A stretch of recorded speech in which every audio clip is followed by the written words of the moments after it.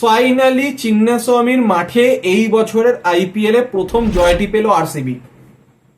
তারা আজকে রাজস্থানকে 11 রানে হারালো। তো একটা টাইমে মনে হচ্ছিল হয়তো আজকেও ম্যাচটা হাত থেকে বেরিয়ে গেল। 3 ওভারে বাকি ছিল 40 রান রাজস্থানের, সেখানে বোলিং করতে আসেন ভুবনেশ্বর এবং তিনি 22 রান দিয়ে চলে যান। 2 ওভারে 18, সবাই জানে ম্যাচ রাজস্থান জিতে যাবে। কিন্তু সেখানেই আরসিবির জন্য আজকে হিরো হ্যাজেলউড 19 নম্বর ওভার 2টি উইকেট সাথে মাত্র 1 রান দেন তিনি। তো লাস্ট ওভারে বাকি ছিল 17। তো সেখানে ইয়াজদাল যখন দুবেকে আউট করে দেয় তো আর কোনো আশাই ছিল না, তো জিতে যায় রাজস্থান। তো আরও একবার লাস্ট 2 ওভারের প্রেশার হ্যান্ডেল করতে পারলো না রাজস্থান।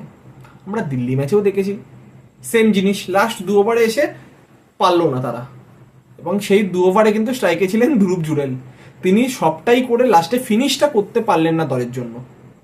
এবং আরসিবি গুরুত্বপূর্ণ ম্যাচ ছিল তাদের, তারা 3টে হোম ম্যাচ খেলেছিল, এর আগে 3টেই হেরে গেছিল। তো আজকে খুব গুরুত্বপূর্ণ ম্যাচ ছিল, তারা জিতেছে, তারা অতি অবশ্যই খুশি হবে এই পারফরমেন্সের সাথে। তো শুরুতেই রিয়ান পারাগ টস জিতে বোলিং করার সিদ্ধান্ত নেয় এবং প্রথমে ব্যাটিং করে 205 রান করে আরসিবি। সেখানে বিরাটের 70 এবং পাডিকালের 50 রান খুব গুরুত্বপূর্ণ। তো 205 রান করে 5 উইকেট হারিয়ে। তো একটা টাইমে মনে হচ্ছিল রানটা তো আর একটু বেশি হবে, কিন্তু যখন বিরাট আউট হয় 70 রানের মাথায় জোফরা আর্চারে বলে, তার পরপরই পাডিকাল আউট হয়। সে তার ফলে কি হয়, 2টো ওভারে রানটা অনেকটা চেক হয়ে যায়, নইলে এর সাথে আরও 10 রান ইজিলি বেশি হতে পারতো। তো তারপর যখন 206 রান চেস করতে নেমে রাজস্থান, দুরন্ত ব্যাটিং করেন যশস্বী জয়সওয়াল, তিনি 19 বলে 49 রানে ইনিংস খেলেন। তো তিনি যখন হ্যাজেলউডে বলে আউট হন তখন কিছুটা স্বস্তির নিঃশ্বাস ফেলেন আরসিবি ফ্যান্সরা এবং আরসিবি প্লেয়াররা। তারপর 13 ওভার হওয়ার পর আরসিবি সেকেন্ড নিউ বলের জন্য অ্যাপিল করেন, আম্পায়ার রাজি হয়ে যান, নতুন বল আসে, কারণ ডিউ ছিল তার জন্য বলটা ভিজে যাচ্ছিল, এবং নতুন বল শুকনো বল পেয়েই কুনাল পান্ডিয়া নীতিশ রানাকে আউট করে দেন।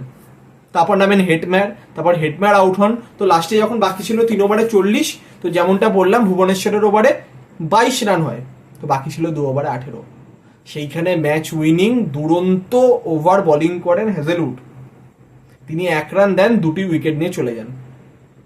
জোফরা আর্চারের উইকেট, ধ্রুব জুরেলের উইকেট, এবং ধ্রুব জুরেলের উইকেটের ক্ষেত্রে দুরন্ত ক্যাচ জিতেশ শর্মা এবং দুরন্ত অ্যাপেল জিতেশ শর্মা, এবং তিনি ক্যাপ্টেনকে অ্যাপ্রোচ করেন যে রিভিউ নেওয়ার জন্য, এবং সেই রিভিউটা আরসিবির ফরে আসে। এবং লাস্ট ওভারেও হাসারাঙ্গা যেই রান আউটটি হন সেখানেও দুরন্ত স্টাম্পিং করেন জিতেশ শর্মা।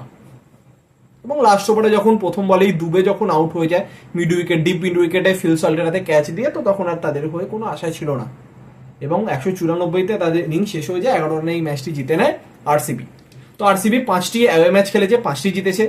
এর আগে 3টি হোম ম্যাচ হারার পর ফাইনালি আজকে তারা একটি হোম ম্যাচ জিতলো, অর্থাৎ তারা 9টা ম্যাচের মধ্যে 6টা ম্যাচ জিতে গেছে।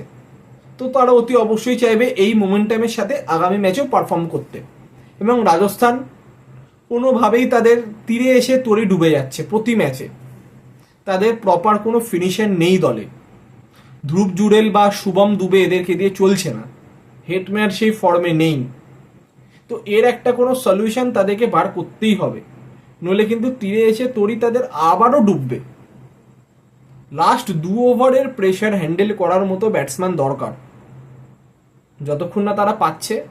তাদের এই বছর সিজন তো ছেড়ে দিন, প্লে অফে যাওয়ার কোনো চান্স নেই, কিন্তু যে কটা ম্যাচ আছে ভালোভাবে পারফরমেন্স করতে হবে, যেহেতু এই বছর মেগা অকশন ছিল।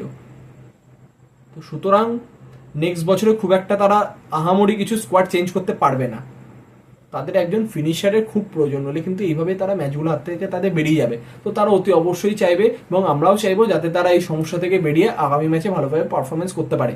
তো এই ছিল আজকে ম্যাচের আপডেট। তো আগামীকাল চেন্নাইয়ের চিপকে mega match CSK versus SRH, ম্যাচের বিস্তারিত আপডেট অতি অবশ্যই দেখাবে নতুন ভিডিওতে। তো এখনকার মতো এতটাই।